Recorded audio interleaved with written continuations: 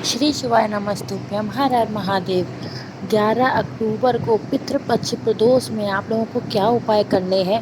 गुरु जी ने कल की ही कथा में, जो उनकी छत्तीसगढ़ में कथा चल रही है, कल की ही कथा में गुरु जी ने उपला और घी का बहुत ही अच्छा उपाय बताया है। साथ में ही 2-3 उपाय और भी बताए हैं। बहुत ही अच्छे से आप लोगों को समझाने की कोशिश करूँगी, आप लोग पूरा समझें और सही से उपायों को करें।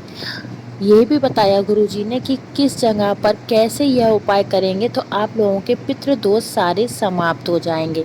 तो चलिए बात करते हैं अपने पहले उपाय की। वीडियो को लाइक करना ना भूलें। स्क्रीन पर आप लोगों को गोबर के उपले दिख रहे होंगे।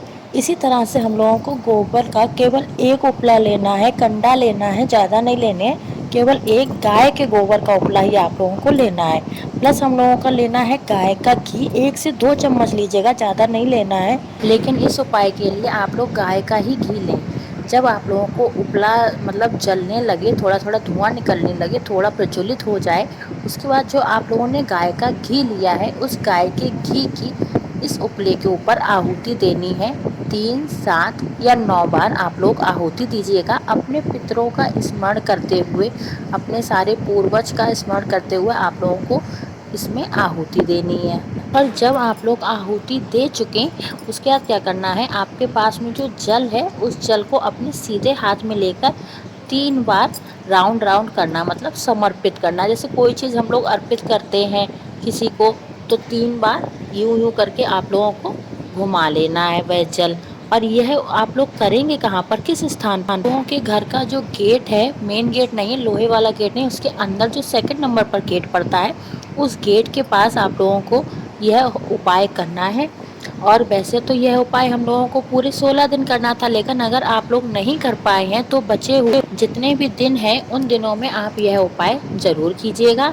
देखिएगा, आप लोगों को पितृ दोष की समस्या कभी नहीं होगी, आपके पितर हमेशा खुश रहेंगे। समय की कोई बाउंडेशन नहीं है, कभी भी आप यह उपाय कर सकते हैं। चलिए अब बात आती है इस वीडियो के दूसरे उपाय की, वो भी पितृ दोष के लिए ही है। इसके लिए आप लोगों को लेनी है 1 चुटकी खड़ी काली मिर्च, ठीक है। दूसरे नंबर पर आपको लेने हैं 2 सफ़ेद फूल। आप लोगों को जो सफ़ेद फूल मिले आप वो लीजिएगा। 1 चुटकी लेने हैं आप लोगों को काले तिल, और साथ में लेना है 1 तांबे के कलश में जल, अपने घर से, अपनी किचन से। अब आप लोगों ने जितनी भी चीज़ें ली हैं, काला मिर्च, काली तिल और 2 सफ़ेद फूल, सारे लेकर आप लोग अपने घर से बाहर निकलेंगे। घर से बाहर निकलते समय आप लोगों ने जो 2 फूल डाले हैं, उन 2 फूलों को अपने घर के दोनों साइड में, राइट एंड लेफ्ट साइड में डाल देने, अपने पितरों का ध्यान करते हुए। उसके बाद आप लोग चले जाएंगे, आपके घर के पास अगर पीपल का पेड़ है तो पीपल के पेड़ के पास चले जाइए। अगर आप लोगों के घर के पास बरगद का पेड़ है तो बरगद के पेड़ के पास चले जाइए।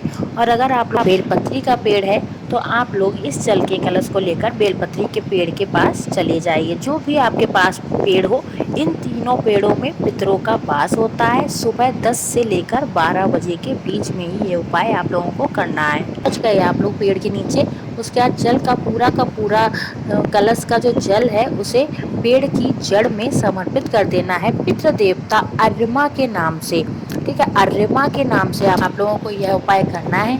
इससे क्या होगा, आप लोगों के घर में पितृदोष लगेगा नहीं, और अगर लगा हुआ है पितृदोष आप लोगों के घर में ऑलरेडी, तो वह शांत होगा, धीरे धीरे सही होने लगेगा और आपके घर में फिर से खुशियां, धन संपदा आएगा। उपाय करके आप लोगों को वापस अपने घर की तरफ लौट आना है, चुपचाप लौट आना है।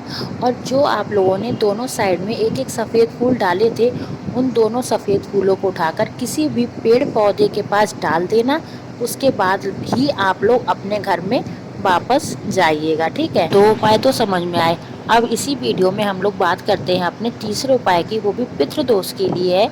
इस उपाय के लिए हम लोगों को लेना है काला तिल, और काले तिल हम लोगों को इस बार गिनती में आप लोगों को लेने हैं 21 काले तिल। चुटकी में नहीं लेने हैं, गिनती में लेने हैं 21 काले तिल। कम नहीं होने चाहिए, ज़्यादा नहीं होने चाहिए, ठीक है। इसके बाद आपको लेने हैं 21 जौ। किसी भी पूजा पाठ की दुकान पर आप लोगों को आसानी से मिल जाएंगे। 1 चुटकी आप लोगों को लेना है इस उपाय के लिए आटा, और जौ और काले तिल दोनों चीज़ों को आप लोगों को तांबे के कलश में जल भरकर उसमें डाल लेना है।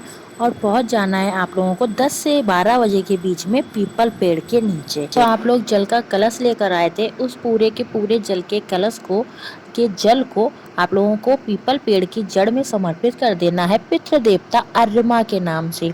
ठीक है, पितृ देवता अर्यमा के नाम से आप लोगों ने समर्पित किया। साथ में जो आप लोग एक चुटकी आटा लेकर आए, उस आटे को भी आपको वहीं पर जड़ के पास में जो चींटियां घूमती हैं उन चींटियों के लिए डाल देना है, क्योंकि चींटियां भी हमारे पितरों का ही काम करती हैं। तो चींटियों को आटा डालने से भी हमारे पितर जो है तृप्त हो जाते हैं। यह उपाय भी बहुत ही सरल था, आप सभी लोग बहुत ही आसानी से इस उपाय को भी कर सकते हैं, तो जरूर कीजिएगा। पितृदोष आप लोगों का समाप्त होगा, आप लोगों को कोई भी परेशानियां नहीं होंगी जिंदगी में। चलिए अब बात करते हैं इस वीडियो के अगले उपाय की। इस उपाय के लिए हम लोगों को 3 बेलपत्र लेनी है, कटी फटी नहीं होनी चाहिए, खंडित नहीं होनी चाहिए। एक तांबे के कलश में जल लीजिएगा अपने घर से, अपने किचन से। बेलपत्र इस तांबे के कलश में बिल्कुल मत डालिएगा। पहुंच जाइएगा भोले बाबा की शिवलिंग के पास। फेस आप लोग रखेंगे उत्तर दिशा की तरफ, जिधर साइड से पानी नीचे गिरता है अर्घा की तरफ। ठीक है, आप लोगों को कई बार बता चुकी हूँ कि भोले बाबा की शिवलिंग पर ही पूरा शिव परिवार है। तो इन बेलपत्र को हम लोगों को क्या करना है, आपके पास 3 बेलपत्र हैं, ठीक है, तो 2 बेलपत्र तो आप लोगों को कर देने हैं अशोक सुंदरी माता के स्थान पर समर्पित। कैसे करेंगे, पहली बेलपत्र जो आप समर्पित करेंगे उसकी डंडी का भाग अशोक सुंदरी माता के स्थान से बाहर अर्घे की बाहर की तरफ होगा और पत्ती का भाग होगा भोले बाबा की शिवलिंग की तरफ। ठीक है, ये बात समझ में आई। अब दूसरी बेलपत्र जो आप उसके पास में ही अशोक सुंदरी माता के स्थान पर ही समर्पित करेंगे वो बिल्कुल अपोजिट समर्पित होगी। कैसे, उसका पत्ती का भाग होगा बाहर की तरफ अर्घा की तरफ, और जो डंडी वाला भाग है वो होगा शिवलिंग की। और आप लोग ये दोनों बेलपत्र समर्पित करते समय श्री शिवाय नमस्तुभ्यम मंत्र का जाप करते रहेंगे। ठीक है, अब जो आपके पास बची तीसरी बेलपत्र, उस बेलपत्र को अभी नहीं समर्पित करना है। पहले हम लोग जो तांबे के कलश में जल लेकर आएंगे उस जल को श्री शिवाय नमस्तुभ्यम मंत्र का जाप करते हुए भोले बाबा की शिवलिंग के ऊपर समर्पित कर देंगे। अब हम लोगों ने जो जल भोले बाबा की शिवलिंग पर समर्पित किया है वह जल बहते हुए अर्घा से नीचे गिरेगा। जिस जगह पर वह जल नीचे गिर रहा है, जो तीसरी बेलपत्र है वो हम लोगों को उसी जगह पर समर्पित करनी है जहां पर जल नीचे गिर रहा है। और किस नाम से समर्पित करेंगे, पितृ देवता अर्यमा के नाम से उस बेलपत्र को हम लोग समर्पित करेंगे। यह उपाय हमेशा के लिए नहीं है, केवल पितृ पक्ष के लिए ही है ये उपाय। ठीक, समझ में आ गए होंगे आप लोगों को सारे उपाय। अगर नहीं समझ में आ रहे हैं तो आप लोग कमेंट करके मुझसे पूछ सकते हैं। मेरे वीडियो को लाइक करना, कमेंट करना, शेयर करना अगर वीडियो पसंद आया हो। हर हर महादेव।